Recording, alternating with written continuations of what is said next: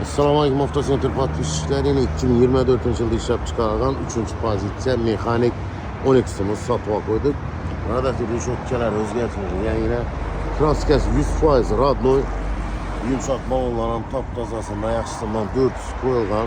Maşınımızda pakaleyne metan ustanovka boğan. Aziz yurttaşlar, polik çikollara bağ 907 yine mecikar putlarına koyulgan. Bu maşınımız 3. pozitsiyada sidyen bak, rev, bar, zadnimit kameralar ham boladı. Maşınımız 23.000 probek özünü halal yürgeninde durdu. Yine bagajlık işleri ham taptaza durdu. Kuratni karab tayar halda maşınımız heydaş üçün durdu sizler üçün. Bu maşınımızı 140 milyon son olsa naqd pula veremiz. 2 kredit Almanda bir yerler olsa 15 milyon son bile hem xaracət içinde adlarınızı ötüp gider maşın. Menzil Xanqa yolunda 9 axırı Avtocenter salonda durdu.